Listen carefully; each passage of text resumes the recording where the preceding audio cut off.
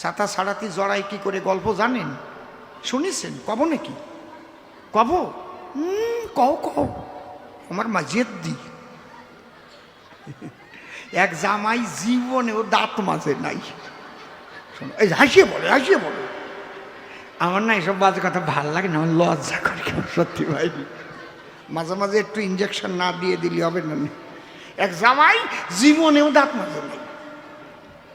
মশাই, বিষ্ঠার গন্ধ সহ্য করা যায় যদি, আমি বলি সভা তটে ওই দাঁত না মাজা মানুষ যদি একজন একটা বাসের মধ্যে ওঠে, ওই বাস ময় ময় হয়ে যাবে সেই গন্ধ।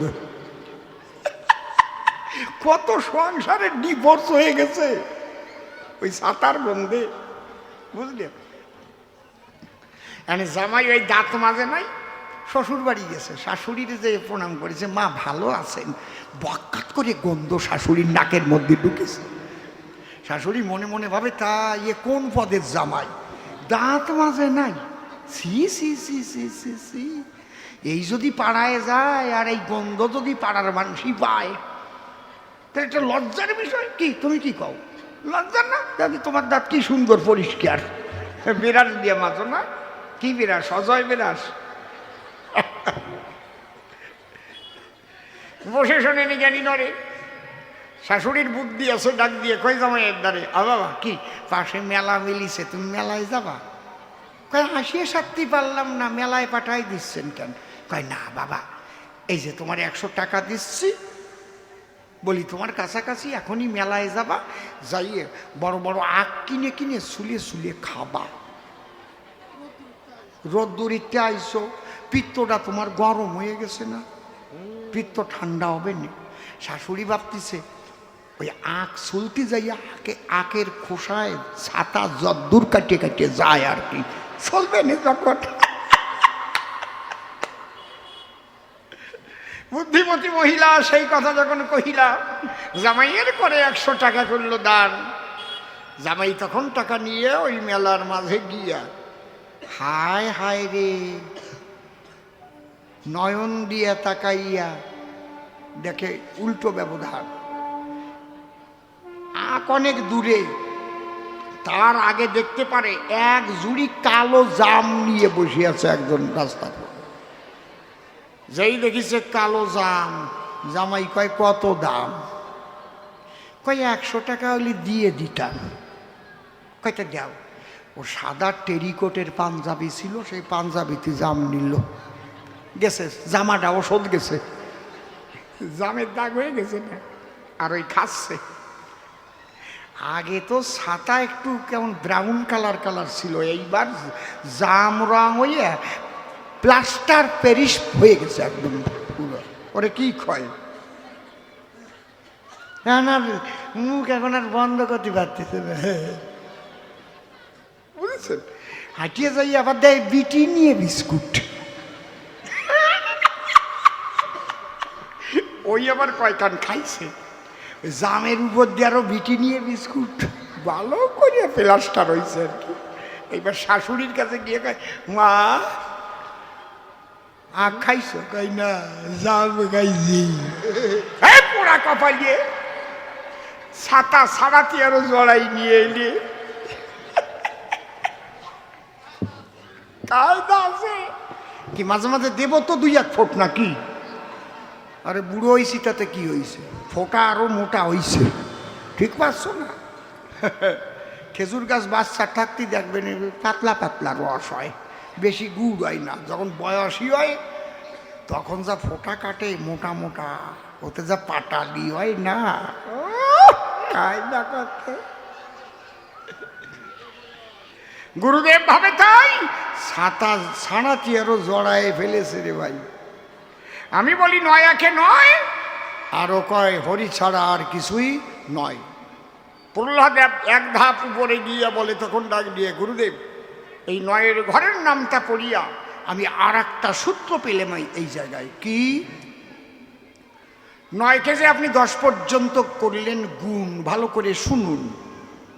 যে জোড় সংখ্যাগুলো শোনালেন আমায়, যেমন 9 একে 9, 9 দ্বিগুণে 18, এই জোড় সংখ্যাগুলো যোগ করলেও আবার হয় 9। বলে কিরকম?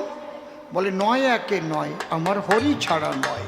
9 দ্বিগুণ 18, 1 8, 18, 1 আর 8 9, হরি ছাড়া 9। 3 নং 27, 2 7 27, 2 আর 7 9, হরি ছাড়া 9। 4 নং 36, 3 পিঠে 6 36, 3 আর 6 9, আমার হরি ছাড়া 9। 5 নং 45, 4 পিঠে 5 45, 4 এর 5 9, আমার হরি ছাড়া 9। 6 নং 54, 5 পিঠে 4 54, 5 আর 4 9, হরি ছাড়া 9। 7 নং 63, 6 পিঠে 3 63, 6 আর 3 9, হরি ছাড়া 9। 8 নং 72, 7 2 72, 7 আর 2 9, হরি ছাড়া 9। 9 নং 81, হরি বড় ভালোবাসি, 9 8 আর 1 9, হরি ছাড়া 9। 9 10 90, মনের কথা খুলে কই, 9 আর 0 যোগ করলে হয় 9, হরি ছাড়া 9। হরি হরি বল, হরি হরি বল, বলো সর্বদাই হরিময়, হরি হরি হরি।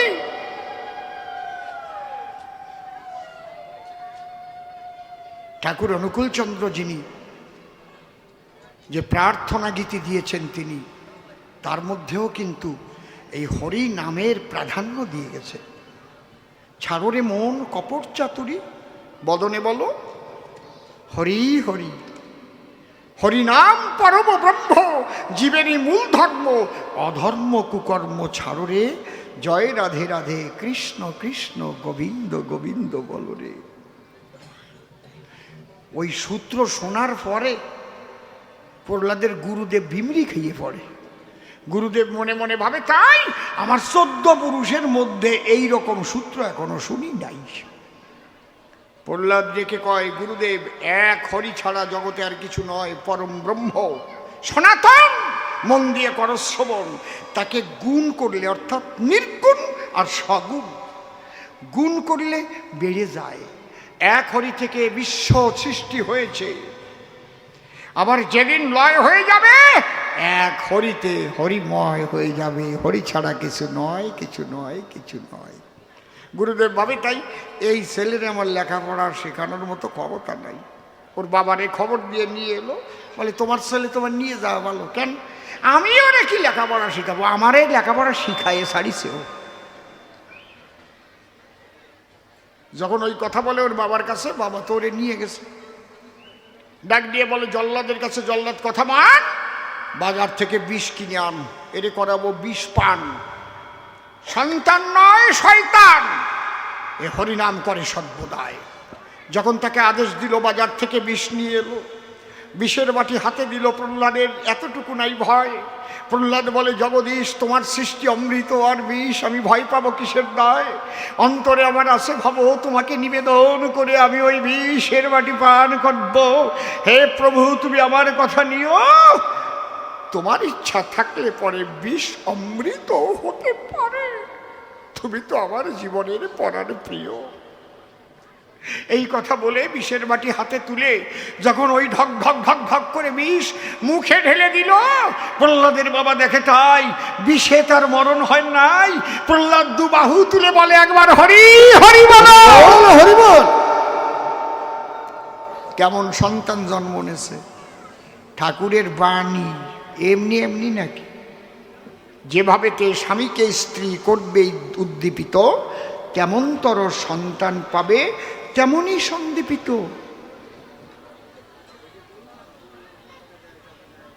জল্লাদকে ডেকে কয়, এই বড় একখান পাথর নিয়ে আয়, এর বুকে পাথর আমি করিয়া বন্ধন, বাসনা জেগেছে দেলে, একে দেব সাগরের জলে ফেলে, সাগর সলিলে ঘটিবে মরণ।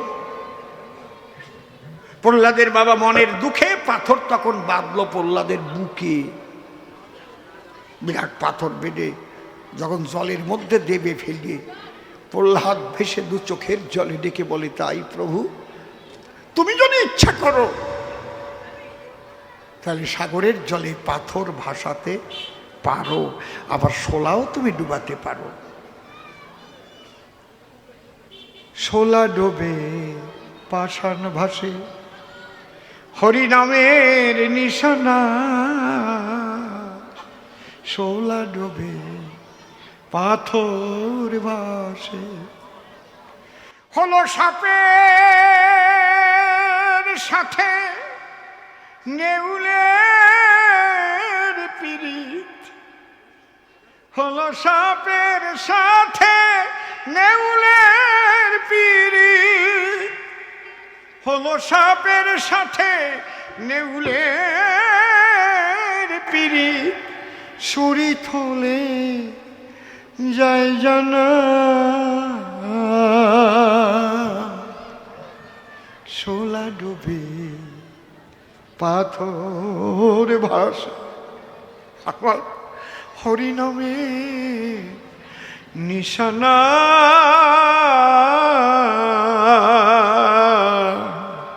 শোলা ডুবে পাথর ভাসে।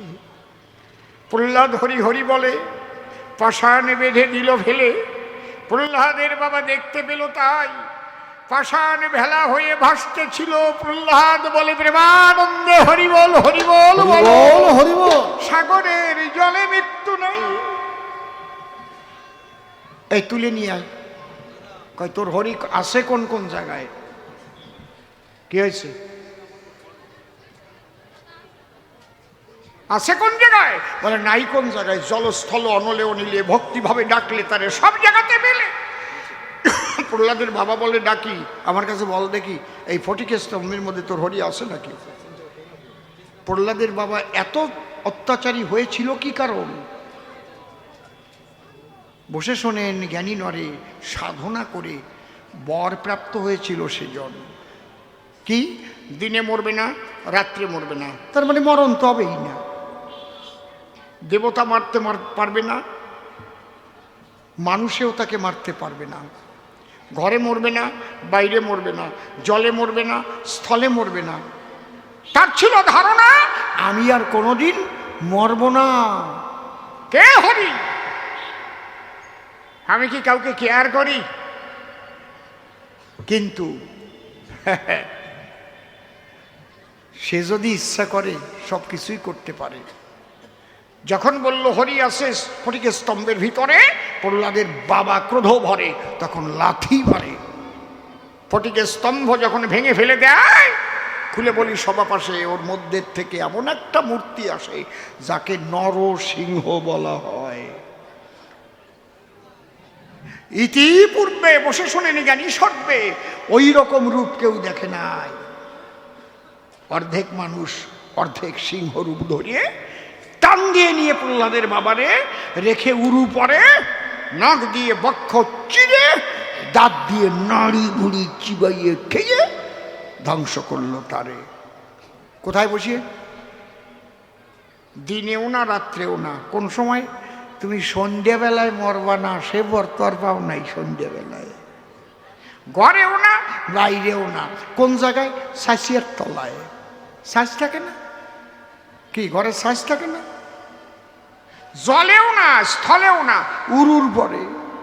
জলও না, স্থলও না, উরু পরে। মানুষও না, দেবতাও না, নরসিংহ রূপ ধরে। প্রহ্লাদের মতো ভক্ত যে জন্ম ধরে একমাত্র তার মায়ের প্রতি ভক্তির জোরে। যদি ঠাকুরের বাণী গ্রহণ করি, প্রতিটি সংসারে এমন প্রতিভক্তি যুক্তা নারী হতে পারে, প্রতি সংসারে এক একজন সুসন্তান জন্ম নিতে পারে সুনিশ্চয়। চুপ করে থাকেন সবে, আরও অনেক কথা হবে। আর একখানা গানের মধ্যে দিয়ে আমার আলোচনা করতে আছে অভিপ্রায়।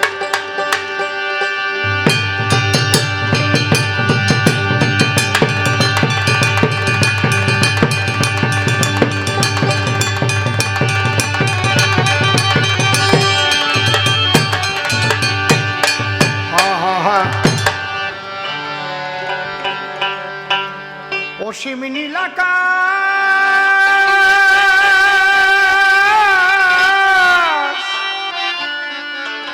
কে গড়ালো, ও কে গড়ালো? অসীম নীলাকাশ কে গড়ালো, কে গড়ালো?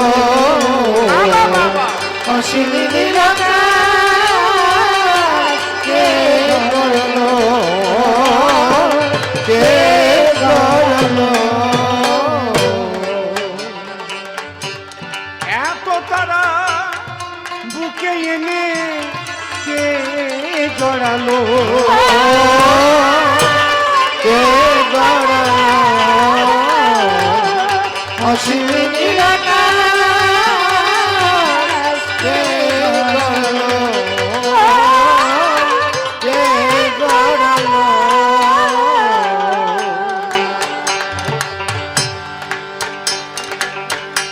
একটা প্রশ্ন করেছি, খুব ভালো প্রশ্ন করেছে, যে ঠাকুরের মতে ভোরবেলা কেন হয় পয়সা দিতে? পয়সা দিয়ে কি কখনো ভগবানকে লাভ করা যায়? না ভাই, পয়সা দিয়ে ভগবানকে লাভ করা যায় ঠাকুর কখনো বলে নাই। কিন্তু ইষ্টভৃতি কেন দিতে হয়? ইষ্টে চেতন ব্যক্তিত্বটা, মন্ত্রে চেতন মন, ইষ্টভৃতে দীক্ষা চেতন, সেবায় চেতন ধন।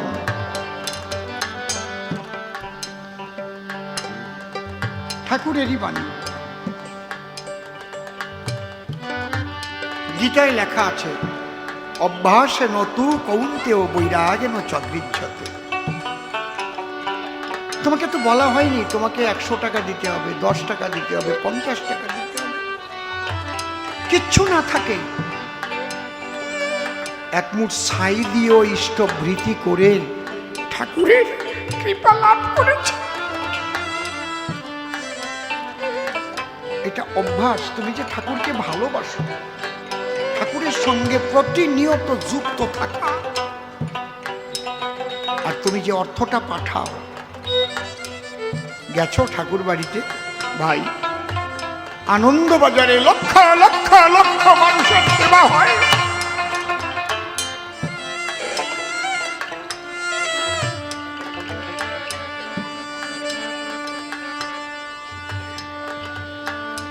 এটা তোমার কল্যাণের জন্য। এবং প্রত্যেকটা আমাদের সনাতন ধর্মের প্রত্যেক মত পথে ইষ্টভৃতি আছে, নাম আলাদা। আপনারা যারা কালীঘাটে যান, সেখানে গিয়ে মায়ের নামে ডালা দেন, দেন না? দেন কিনা বলুন? আপনারা নবদ্বীপ যান, বৃন্দাবনে যান, পথ দিয়ে হেঁটে যান, একটা শনি মন্দির দেখলেও 2 টাকা 5 টাকা দিয়ে যান, দেন না? সত্যি কথা কোন, দেন কিনা? যারা মতুয়া, তারা ওপার বাংলায় যখন ছিল, যে ফসল হতো তার আগ ধান কেটে রেখে দিত, ধানের পাহাড় হয়ে যেত, ঠাকুর বাড়ি দিত, দেয় না? মুসলমানরাও দেয়, ওরা বলে জাকাত। সারা বছর উপার্জন করে যে প্রফিট হয় সেটা হচ্ছে গ্রস প্রফিট, সমস্ত খরচাবাদি বাদ দিয়ে যেটা থাকে নিট প্রফিট। নিট প্রফিটের 1/5 আল্লাহর নামে জাকাত দেওয়ার নিয়ম, নিয়ম বান্দা আছে। খ্রিস্টানরাও দেয়, তার নাম চার্চ রেট। বুঝেছ কি বলছি? তাহলে ইষ্টভৃতি তুমি দুপুরবেলা করতে পারবে না, একটা টাইমে তোমাকে উঠতে হবে ভোরবেলা, এবং সেই টাইমটা কিন্তু ডিসিপ্লিনটা করা আছে ঠিক এই কয়টার সময়। এখন ভোরে কয়টায় করতে হয়, সেটা কটায়, এখন টাইমটা কটায়? এক মাসে তো টাইম পাল্টে যায় না। 6:21 দেখেছেন? শীতকালে একরকম, গরমকালে একরকম, টাইমগুলো পাল্টে যায়। এই যে তোমার একটা অভ্যাস, 6:21 আমার প্রার্থনা, তার আগে তুমি যেটা উপার্জন করেছ তার কিছু ঠাকুরের নামে তুমি দিলে, ঠাকুর তুমি গ্রহণ করো। তুমি তো ঈশ্বরের সমস্ত সৃষ্টি ভোগ করছো।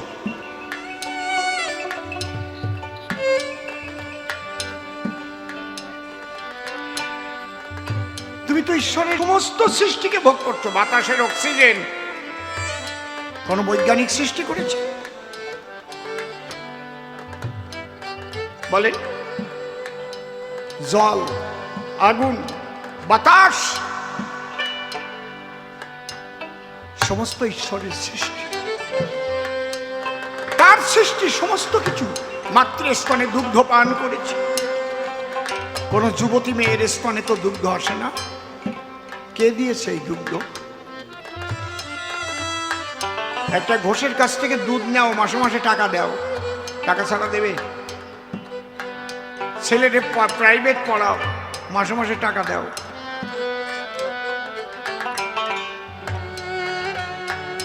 গুরু সেবায় 2 টাকা তুমি দিতে যাচ্ছ, তাতে তোমার এত বাড়ছে, ওটা দিয়ে তুমি ভগবান কিনবা, তোমার দেওয়া লাগবে না। যদি ভাবো যে টাকায় ভগবান পাওয়া যায় না, মনে রেখো ওর মধ্যে অহংকার জড়ানো থাকলে তা কিন্তু গুরু সেবায় লাগে না। ঠাকুরের একজন সাঁওতাল ভক্ত ছিলেন, অত্যন্ত গরিব। ঠাকুরকে গিয়ে বললেন, ঠাকুর আমি কি দিয়ে ইষ্টভৃতি করবো, আমার টাকা পয়সা নাই। কই প্রতিদিন তো রান্না হয়, উনুনে তো ছাই হয়, ইষ্টভৃতিটা বাদ দিও না, এক মুঠ ছাই দিয়ে তবে।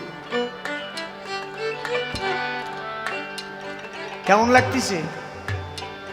সেই ছাই দিয়ে ইষ্টভৃতি করে সেই ছাই নিয়ে ঠাকুর বাড়িতে গেল। ঠাকুর বলে, একটা কাজ করো। কি? তুমি কচু লাগাও, মান কচু চারা নিয়ে যাও, ওই কচুর গোড়ায় তুমি ছাই দেবে। গুরুকে দেওয়া সম্পদ, ওটা কি ছাই? ওর মধ্যে ভক্তি ছিল বলেই তো ছাই হলেও ওর মধ্যে যে ভক্তি যুক্ত ছিল, গুরুর সঙ্গে যোগাযোগ, কানেকশন,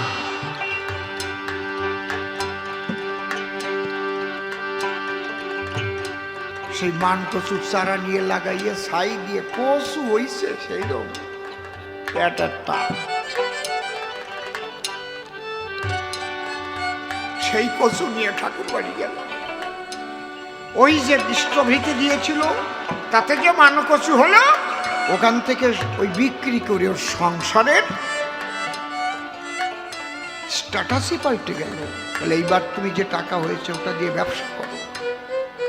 ইষ্টভৃতি করে দেখেছো তাতে মঙ্গল হয় না অমঙ্গল হয়?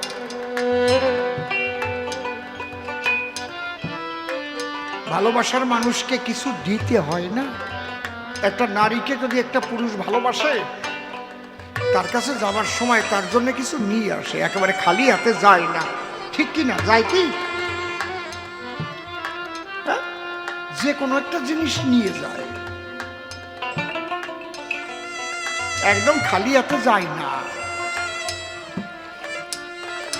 সেই বেলায় তোমরা দিতে পারো। আর ঈশ্বরের সৃষ্টি সমস্ত কিছু পেয়েও গুরু সেবায় কিছু দিতে গেলে বুকটা উঠে চলে। অসীম নীলাকা কে গড়ালো, ও কে গড়ালো, অসীম নীলাকা কে গড়ালো,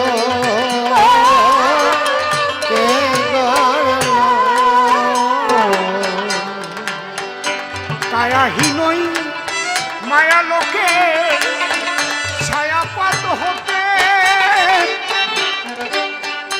প্রাণের কণা কবে মরুমরতে। কায়াহীনই মায়া লোকে ছায়াপাত হতে প্রাণের কণা কবে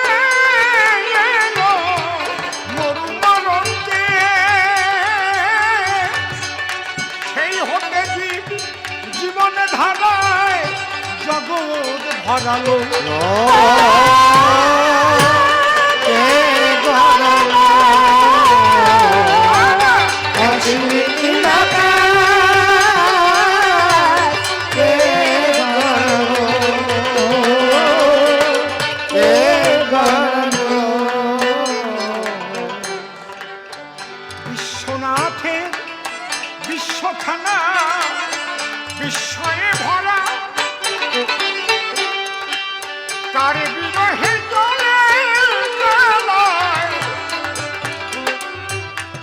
তার বিরহে ঘরে যেন ঘরে ধরা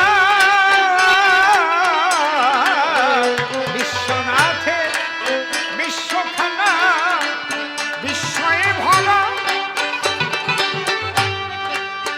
তার বিরহে ঘরে যেন ঘরে ধরা এ কেমন রহস্যে ভরা হয়ে দাঁড়ালো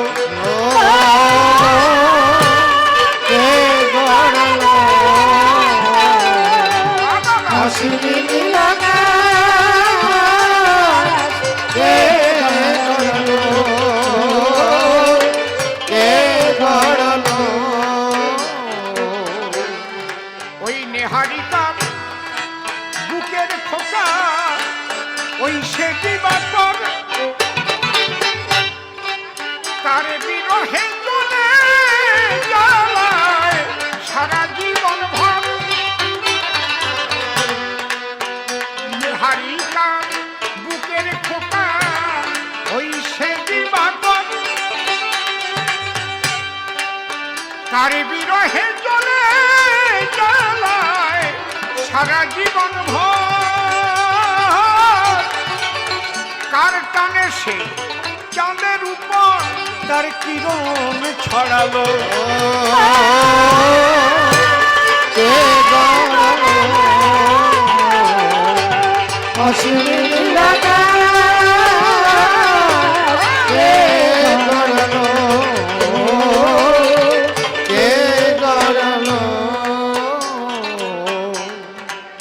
তার টানে ওই উল্কা ছোটে পুড়ে হতে ছাই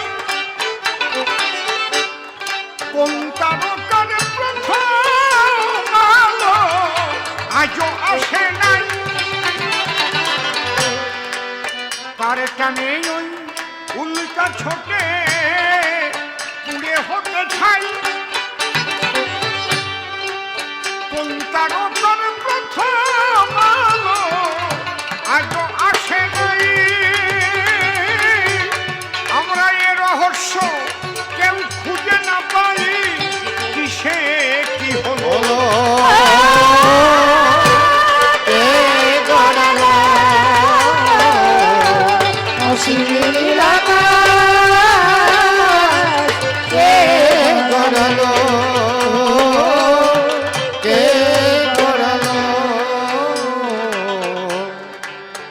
চাঁদের টানে জোয়ার আসে ভাটায় সরে যায়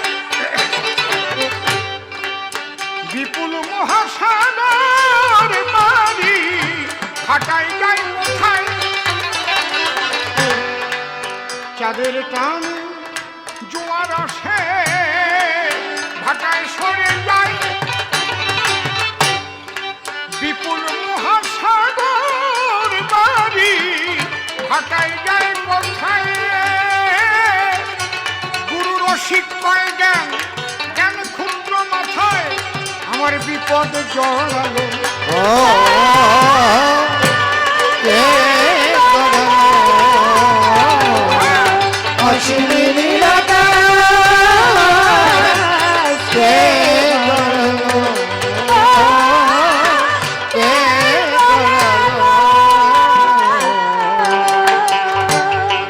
যার সৃষ্টি এই বিশ্বখানা ভেবে দেখো তাই তিনি সেই পরমেশ্বর তোমাকে জানাই তিনি বলেছেন কি আমরা বৈষ্ণব যারা তারা কি বলি গুরু কৃষ্ণ বৈষ্ণব অভেদাত্মা জীবের নিস্তারও লাগি নন্দসুত হরি ভুবনে প্রকাশ হলেন গুরু রূপ ধরি তাই গুরু সেবা না দিয়ে যে একা খেতে চায় তার মতো সোনা নাই এই বিশ্ব বসুধায়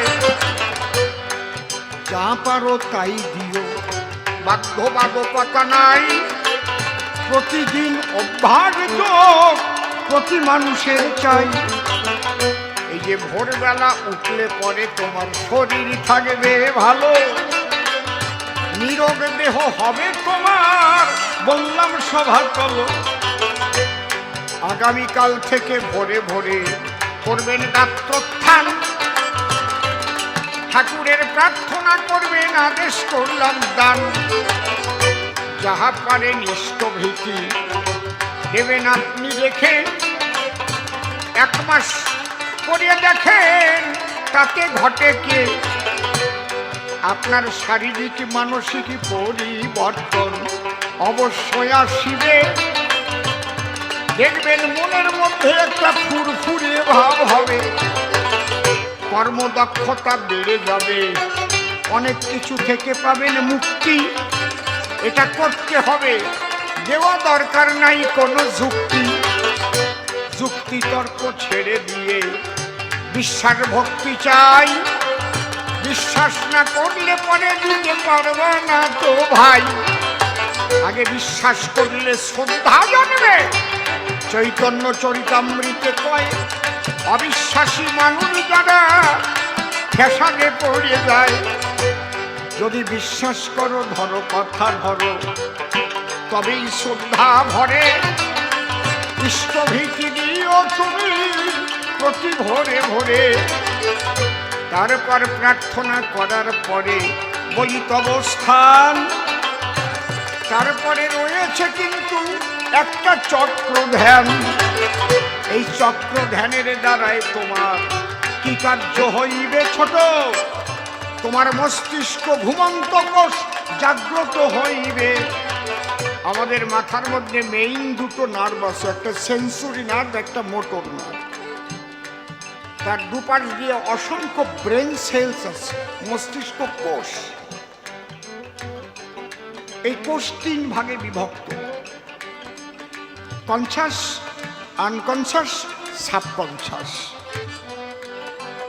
ঠাকুর এমন একটা ধ্যান দিয়েছেন, চক্র ধ্যান বলে যারে, ওর দ্বারায় ওই কোষগুলো প্রস্ফুটিত হতে পারে। কেউ জ্ঞানী কেউ অজ্ঞানী, ভেবে দেখুন তাই। চক্র ধ্যান করে দেখেন আমরা কি ফল তাতে পাই। খালি প্রতিদিন ভোরে উঠে ইষ্টভৃতি করে প্রার্থনা করে তারপর চক্র ধ্যান যে করে, তার জীবনের পরিবর্তন হবেই হবে, বলে গেলাম তাই। যুক্তি তর্ক ছেড়ে দিয়ে 1 মাস করা চাই। যদি 1 মাসের মধ্যে না হয় তোমার জীবনের পরিবর্তন, আমাকে তুমি করবে তখন গালাগালি করে ফোন। এত বড় কথা বলে গেলে পরিবর্তন হয় নাই, দেখবেন মন ধীর স্থির হয়ে যাবে ভাই। তাই ইষ্টে চেতন ব্যক্তিত্বটা, মন্ত্রে চেতন মন, আর ইষ্টভীতে দীক্ষা চেতন, সেবায় চেতন ধর। অনেকে আছে দীক্ষা নিয়েছে, গুরুর নামই মনে নাই। দীক্ষা নিলে হাতের জল শুদ্ধ হয়, জানা ছিল তাই। গুরুর কিন্তু অভাব নাই, এখন মানুষ ঠকাবার করে। দেখবেন সমাজে কত রকমের গুরুরা যে ঘোরে। একদল আছে তাদের পাশে পাশে কত নারী রয়, শাখা সিন্ধুর নেয় না তারা শোনেন মহাশয়। কোন দলের নিন্দা করি না, তবে বেভিচার ভালো নয়। আচার ব্যবহার শুদ্ধ করা শ্রেষ্ঠ ধর্ম হয়। যদি কোনো মতপথের মধ্যে বেভিচার ঢুকে যায়, তাহলে তাহা ধর্ম হবে না, অধর্মই হয়। এই জন্য সৎভাবে করো জীবন যাপন, সতের সঙ্গে সদা তুমি থাকিবে মিলন। সদ্গুরুর বাক্য যেজন মান্য করে চলে, সতের সঙ্গে যুক্ত সেজন সন্ধ্যা বা সকালে। এই যুক্ত হতে পারলে অনেক কিছু মুক্ত হবে। তোমার মন প্রাণ দেখবে তখন পবিত্র হয়ে যাবে। আর একটা প্রশ্ন করলে তুমি, সভ্য সভাস্থান দীক্ষা দিলে তারে আবার দাদা বলে কেন? শোনো, ঋত্বিকরা বলে না কখনো আমি তোমার গুরু। যে প্রশ্ন তুমি এখানে করিয়াছ শুরু, ঋত্বিক যারা ঠাকুরের কুকুরের মতো ঘুরিয়া বেড়ায়, তারা ঠাকুরের দেওয়া সিদ্ধ বীজ কর্ণে দিয়ে যায়।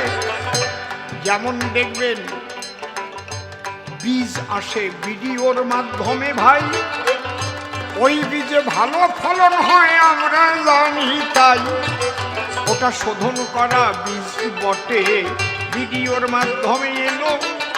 চাষি আবার পঞ্চায়েতের মাধ্যমে সেই বীজ পেয়েছিল। ঠিক তেমন গুরুর দেওয়া ধন ঋত্বিক দাদারা দেয়। সে নিজে গুরু এই অহংকার নায়া থাকে হিয়ায়।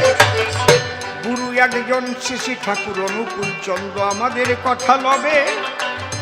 এক গুরুকে তোমরা সবাই ভজন করিবে। এই জন্য এই মতবাদ বলি তোমার ঠাই। তাহলে তার স্ত্রীকে মা বলে কেন, তাহার জবাব দিয়ে যাই। এই যে দীক্ষা দিল তোমায়, সে যে দাদা হয়, এক বিশ্বপিতার সন্তান আমরা, এই তো পরিচয়। তার স্ত্রীকে মা বলে কেন, বলি তোমার ধারে যত্র গৌরী তত্র নারী, শাস্ত্রেরও মাঝারে। নারীকে সদা মায়ের মতো করতে হবে জ্ঞান, তাই না হলে নষ্ট হবে তোমার সাধনার সোপান। মা বলেই পার পাওয়া যায় না, যদি বৌদি বলতে হয়, তার মধ্যে একটা কেমন তেলাসোরা বুদ্ধি এসে যায়। এই জন্য প্রতি নারীর মধ্যে ঠাকুর মাতৃভাব শিখায়। প্রতি নারীর মধ্যে মাতৃভাব যেন হয় উদয়। নারী বলতে মাতৃ সমা, এই গান যখন জাগবে, মনে রাখবেন মাটির মা তখন নিজেই কথা কবে। তাই ঋত্বিক দাদারা তারা কিন্তু মন্ত্র বটে দেয়, এটা ঠাকুরের দেওয়া মন্ত্র, তারা নিজেরা গুরু নয়। সেই পরমেশ্বরের সন্তান আমরা। যদি বিবেকানন্দকে আমরা জানি, আমেরিকায় গিয়ে বিবেকানন্দ দিয়েছিলেন কোন বাণী। O my dear brothers and sisters of America, এই যে আমেরিকায় গিয়ে সবাইকে যখন সম্বোধন করেছিল, আমেরিকাবাসী ভালোবাসি তাকে আপন করে নিল। আর মায়েদের মধ্যে যে শক্তি লুকানো, সেই শক্তি পেতে গেলে মাতৃত্বের সম্মান না দিলে কিন্তু সেই শক্তি তুমি অর্জন করতে পারবে না। কোন একটা নারীকে মা বলার সঙ্গে সঙ্গে দেখবে তার ভাব পাল্টে যাবে। আমার ছোট্ট একটা ঘটনা মনে পড়ে, বলবো আমি তবে। শ্রীকৃষ্ণ যখন দ্বারকায় গেল, সোনের নারী নরে দ্বারকায় দিয়ে যজ্ঞ করবেন কৃষ্ণ প্রভাস তীরে। যজ্ঞের সময় আনন্দিত রসময়, কিন্তু দুঃখ তার জাগে। তাই দেখিয়া রুক্মিণী বলে তারই পুরো ভাগে। এত আনন্দের দিনে দুঃখ কেনে বলো দেখি তাই। বলে সুদামার জন্য প্রাণ কেঁদেছে, অন্য কিছু নাই। সুদামা যদি আসতো যজ্ঞে, বলে বাঁকা শ্যাম, সেই ছোটকালের বন্ধু সুদামা খুব আনন্দ পেতাম। আজকে এদিক সুদামা খবর পেয়েছে কৃষ্ণ যজ্ঞ করে। আজকে সুদামার স্ত্রী তখন ডেকে বলে তারে, লাইন ধরে যাচ্ছে ব্রজবাসী গো, স্বামী তুমি আমার কথা লও, একবার তোমার প্রাণ বন্ধুর কাছে তুমি যাও। সুদামা বলছে আমি কি নিয়ে যাব, আমি তো গরিব মানুষ, আমার তো নিয়ে যাবার খুব কিচ্ছু নেই। তুমি 3 বাড়ি ভিক্ষে করে আনো, যা পাবা তাইলে এমন একটা জিনিস তোমাকে তৈরি করে দেব, ওইটা বন্ধুর জন্য নিয়ে যাবে। ঠিক করে 3 বাড়ি ভিক্ষা করে খুদ পেয়েছে, খুদ, ওই খুদ দিয়ে লাড়ু তৈরি করে দিয়েছে। বলছে লাড়ু কি খুদের লাড়ু আমার বন্ধু খাবে, সে তো এখন রাজা। বলে যাও না, তুমি যাও না, নিয়ে যাও না। ওই সে সাঁওতাল ভক্তের মতো ছাই। শান্তমতি বলছে বন্ধুর কাছে যেতে গেলে খালি হাতে যেতে নাই, তোমার যা সেটাই নিয়ে যাও।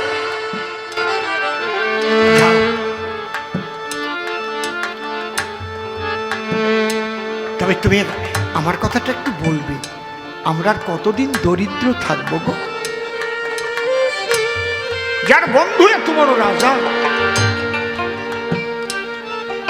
সেই বাল্য বন্ধু, সে ভিক্ষা করে খায়। সুদামা, সুদামা ওই খুদের লাড়ু নিয়ে দ্বারকার দিকে চলছে।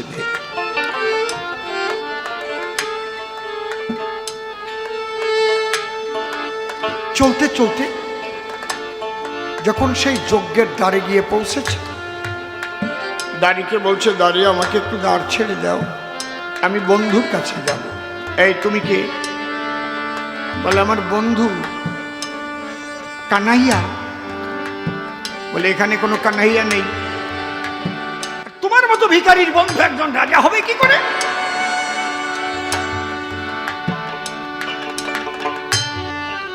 সুদামা বলছে দাঁড়ি, দাঁড়ি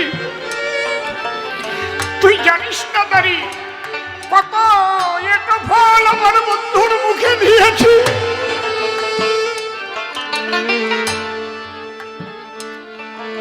মধুর বৃন্দাবনে বন্ধুর সঙ্গে কত খেলা করেছে।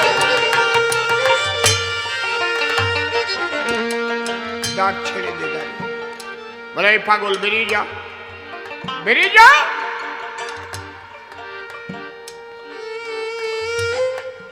বলে তুই কিছু ভিক্ষা নিবি? বলে আমাকে ভিক্ষা দিতে চাইছে। সুদামা বলছে ওরে আমায় কি ধন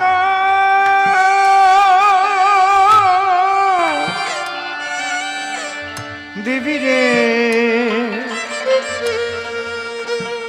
হে নারী,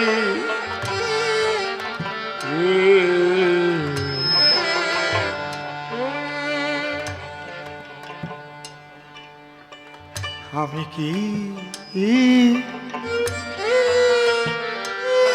সন্তুষ্ট সামান্য ধনে?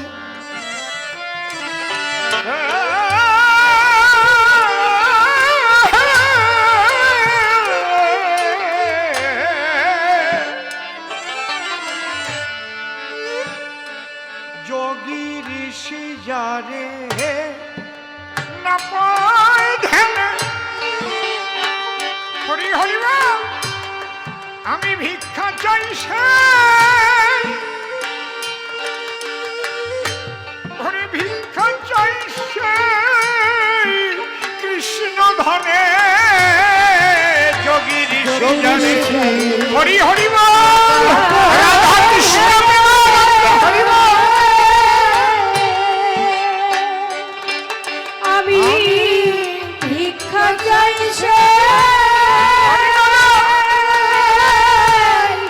ভিক্ষা চাই কৃষ্ণ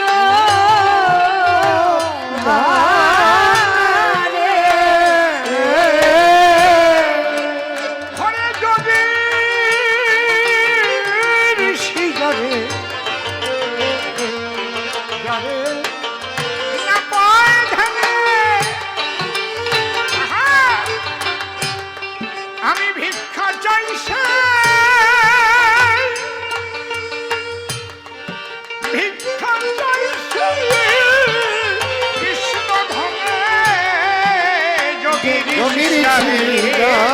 না পায় হাতে আমি ভিক্ষা চাই সে কৃষ্ণ ধরে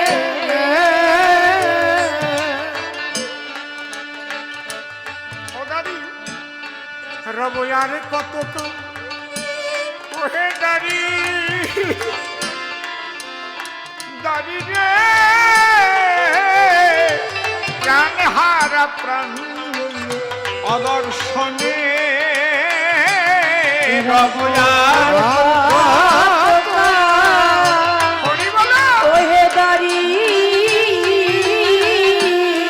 প্রাণ হারা প্রাণ দর্শনে রব আর কত তো ওহে দাদি প্রাণ হারা প্রাণ অদর্শনে রবয়ারে কত গাল ওহে দাঁড়ি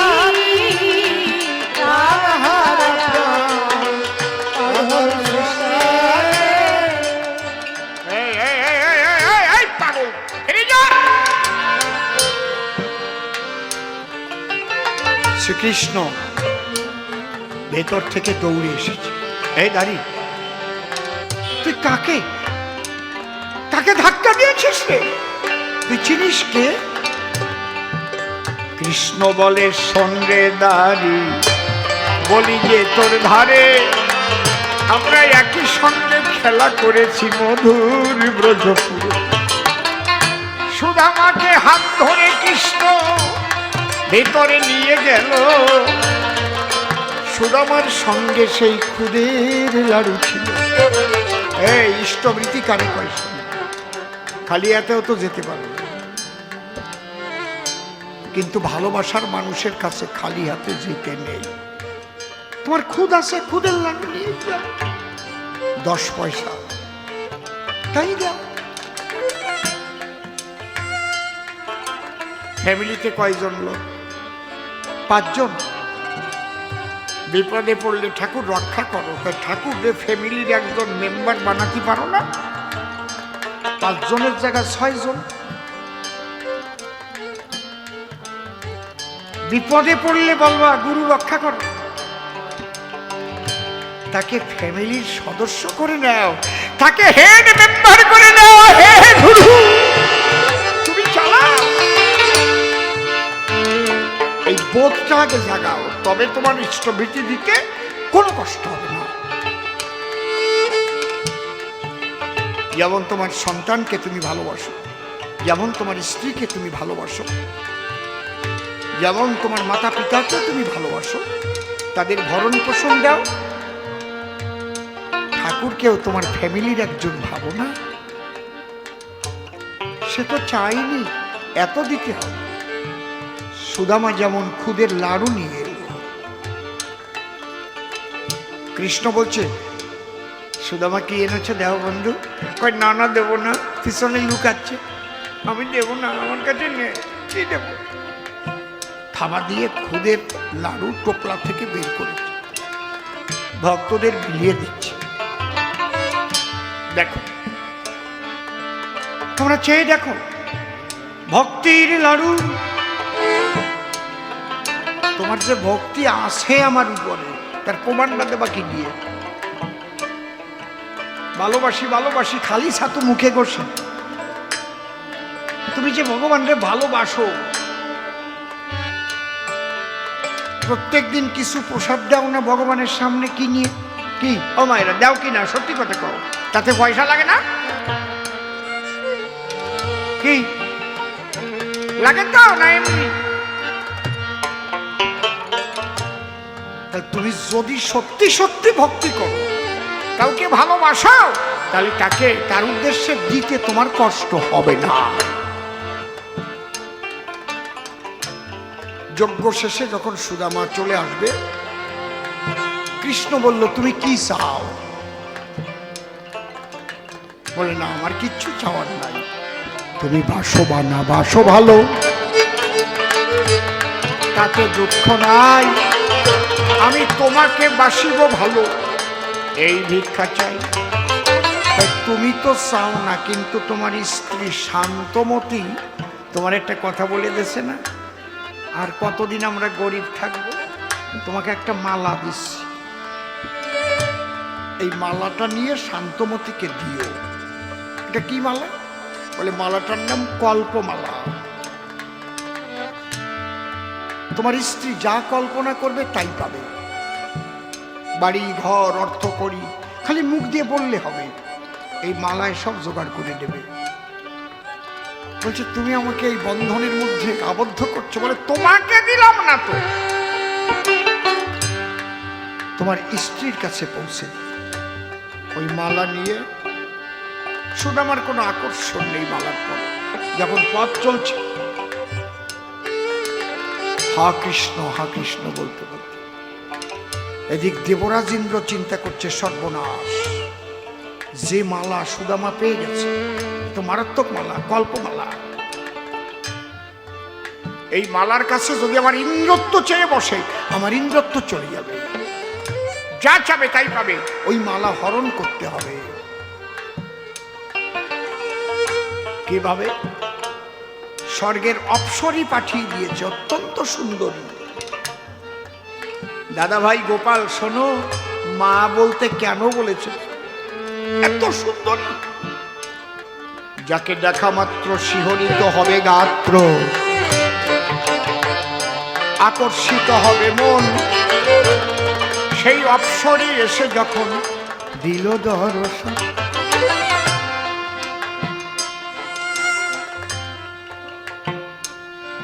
অপ্সরীর উদ্দেশ্য কি? ওকে ভুলিয়ে ভালিয়ে কামে উন্মত্ত করে ওই মালা ছিনিয়ে নিয়ে যাবে। প্রায় অর্ধউলঙ্গিনী অবস্থায় সম্মুখে এসে দণ্ডায়মানা হয় ওই স্বর্গের অপ্সরী। যখনই সুদামার সামনে দাঁড়িয়েছে, সুদামা বলছে, মা তোমার এরূপ কেন মা? মাগো বলো মা, কি চাও তুমি বলো মা।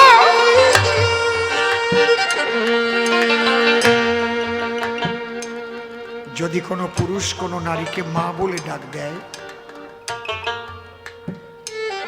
কাম কামনা থাকে আর সেই জায়গায়? কামের কামনা তো নষ্ট হয়ে যায়।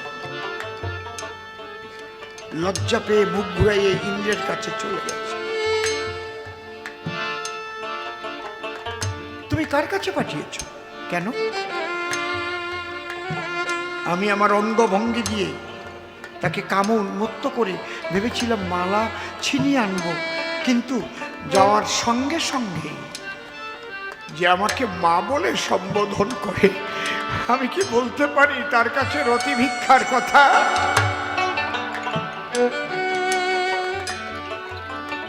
মা ডাকটি যে মধু খরা, কাম নদীতে পড়ে চড়া। একবার মা মা বলে দেখো সবাই।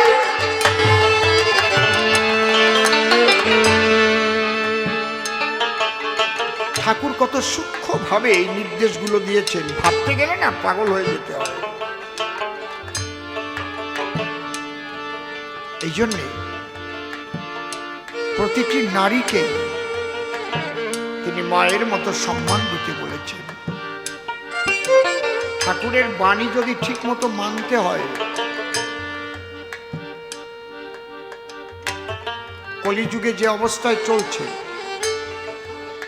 সেগুলো বললেও আমি ধাক্কা খেয়ে যাব, আমার জানা আছে সেগুলো।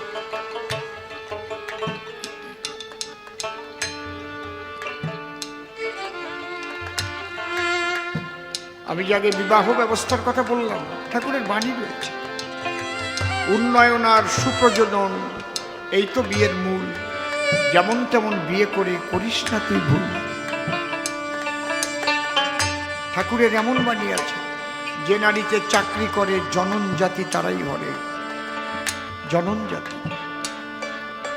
তবে টিচারই ঠাকুর আবার কিছু বাদ দিয়েছে, টিচারি করলে অসুবিধা নেই। সমস্ত চাকরি, আজকে তো নারীরা সমস্ত চাকরি বাকরির মধ্যে ঢুকছে, খুব দৃষ্টি দিয়ে এমন কিছু কথা বলেছিলেন, বর্তমান যুগ যেভাবে যাচ্ছে সব মানতে পারবে না মানুষ, বিরোধী আলোচনা করবে, বিরুদ্ধতায় ভরে যাবে। প্রত্যেকটার মধ্যে দর্শন রয়েছে। মাতৃরূপে যদি নারীকে দর্শন করা যায়, তাহলে কি নারী ধর্ষণ করা যাবে? আপনারা বলুন তো।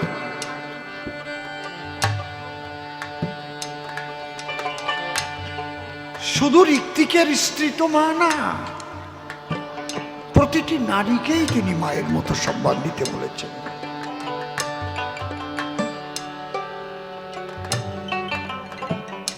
নারীর পবিত্রতা, নারীর সতীত্ব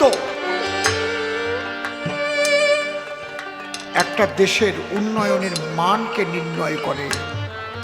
মনে রাখবেন আপনারা, নারী এমন একটা শক্তি, যতবার অসুর দমন করেছে কারা করেছে? নারীরাই করেছে। নারী শক্তি। পারল না সুদামার মালা নিতে, শুধু একটা মা ডাকের জন্য। মা ডাকটি যে মধুর কত, ডেকে দেখ ভাই মনের মতো কাম কামনা হবে হতো। তোর কুবাসনার হইবে মরণ,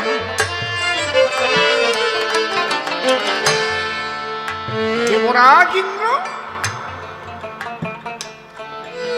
ঈশ্বরের শরণাপন্ন হলেন। তখন ঠাকুর এই কল্পমালার কাছে যদি চেয়ে বসে ইন্দ্রত্ব, ভগবান তাকে আশ্বস্ত করলেন, তুমি নিশ্চিন্ত হতে পারো, তুমি নিশ্চিন্ত হতে পারো। সুদামা যখন গৃহে যাবে, সুদামার সঙ্গ যখন তার স্ত্রী পাবে, পরশমণির ছোঁয়া পেলে যেমন লোহা সোনা হয়ে যায়, তার সমস্ত আকাঙ্ক্ষা দূরীভূত হয়ে স্বামী স্ত্রী একত্রে তারা কৃষ্ণ প্রেমে মাতোয়ার হবে।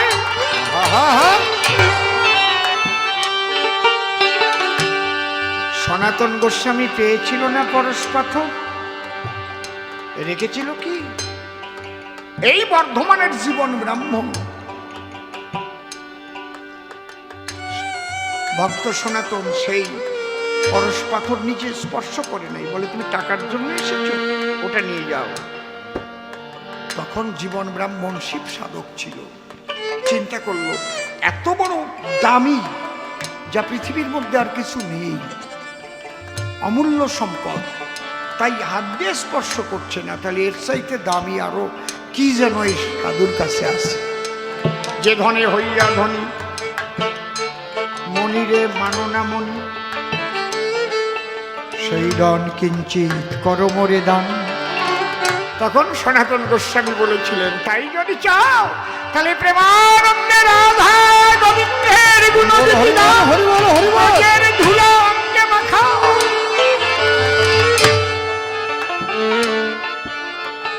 পরশেন পরশপি যাদৃশী লৌহ কাঞ্চন, তাদৃশী মহৎ সমাগমে পাপিনা উচ্চতে পাপ। তাই ইন্দ্রকে বলল, তোমার ভয় করতে হবে না। সুদামা যখন মালা নিয়ে বাড়ি চলে যাবে, সুদামার সঙ্গ পেয়ে তার সব কামনা বিলুপ্ত হবে, সেই মন তৈরি হয়ে যাবে, নাই তো তোমার ভয়। তাহলে সুদামা মা ডাকের জন্য পার পেয়ে যায়। তাই প্রতিটি নারীকে মায়ের মতো করবে দর্শন। ঠাকুরের বাণী আপনারা সবাই করিবেন পালন। দেখতে দেখতে রাত 10টা বেজে গেছে গো, এবার মনে আছে ভাবো, আমার ভাইকে নিয়ে একটু মুখোমুখি দাঁড়াবো। আমরা নেপাল গোপালে দুইজন মিলে হয়ে মুখোমুখি, আর একটু ঝগড়া করি দেখি ভাই কি বলে কি। তার কথা শুনে শুনে আমার মনে আছে ভাবো, আমরা ঝগড়া ঝাঁকি করে মিলন হয়ে যাব। ঠাকুরের বাণী যদি ভালোবেসে থাকে আমার সঙ্গে সেও দীক্ষা নেবে। এই ঠাকুরের দীক্ষিত হয়ে তাকে প্রণাম জানাবে। তার কাছে যেটুকু যাজন আজই করলাম ভাই। ভেবে দেখো এই বাণীর উপরে আর কোনো বিজ্ঞান নাই। মানুষকে যদি উন্নত হতে হয়, বলি তোমার ধারে সমস্ত তথ্য আছে ঠাকুরের বাণীর ভিতরে। বিশ্ববাসী যদি সবাই ঠাকুরের বাণী মেনে লয়, সাম্প্রদায়িক গণ্ডগোল আর থাকবে না মহাশয়। বুদ্ধ ঈশায় বিভেদ করিস চৈতন্য রসুল কৃষ্ণে, জীবধারিতে আবির্ভূত হয় একই ওরা জানিস নে। ধর্মে মানুষ বাঁচে বাড়ে, সম্প্রদায়টা ধর্ম না রে। অন্য বাঁচায় নিজে থাকে, ধর্ম বলে জানিস তাকে। অপরকে মেরে কবু কোনোদিন ধর্ম নয়। ঠাকুরের বাণীগুলো তাড়াতাড়ি বাংলাদেশে পাঠাতে হয়। ওই মুসলমানদের এই বাণীগুলো বেশি মানাই দরকার। ঠাকুর কি বলে গেছেন বললাম সবার ধার। অন্য বাঁচায় নিজে থাকে, ধর্ম বলে জানিস তাকে। ধর্মে মানুষ বাঁচে বাড়ে, সম্প্রদায়টা ধর্ম না রে। এই জন্য সাম্প্রদায়িকতা এত বৃদ্ধি হলো। এই সময়ে ঠাকুরের বাণী দেখেন কত ভালো।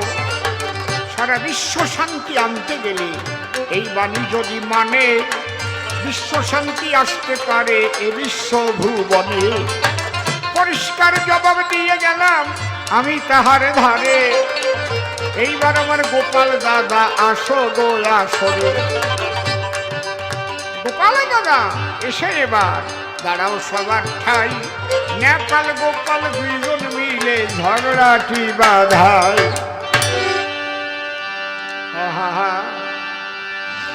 চোখে যারে লাগে ভালো, প্রাণে তারে চাই গো। চোখে যারে লাগে ভালো, প্রাণে তারে চাই গো। চোখে যারে লাগে ভালো।